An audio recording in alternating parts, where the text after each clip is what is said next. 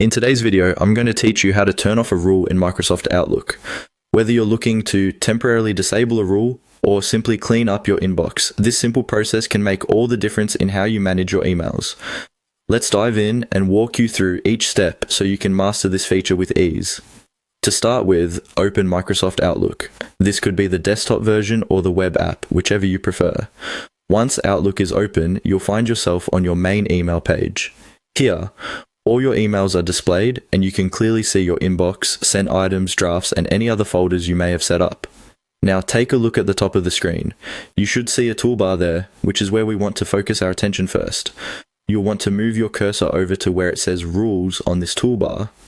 It's a vital tool for managing your email traffic. Clicking it will reveal a drop-down menu with various options related to the rules you have set up in your Outlook account. Find the option that says Manage Rules and Alerts, and give it a click. This will take you to the Rules and Alerts dialog box, a central hub for managing all of your rules. In this dialog box, you will see a list of all the rules that you've created. This is where you can see how your emails are being filtered and sorted automatically. Look through your list and find the specific rule you want to turn off. Don't worry if you have a lot of them. They're organized enough that you should be able to find the one you're looking for without too much hassle. Once you have located the rule in question, turn your attention to the checkboxes next to each rule. You'll notice that these boxes can be toggled on or off. If the box next to your rule is checked, it means the rule is active. To disable the rule, simply click the box to remove the checkmark. This essentially turns off the rule, preventing it from taking any further action on your incoming emails. And there you have it. You've successfully turned off a rule in Microsoft Outlook. It's that easy.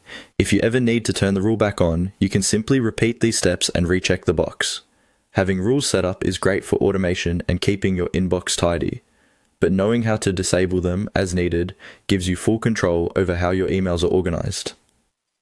Thank you for watching this tutorial. I hope you found it helpful. If you have any questions or need further clarification, feel free to leave a comment below. Don't forget to subscribe for more handy tips and tricks to help you navigate Microsoft Outlook and other productivity tools. Have a great day and see you in the next video.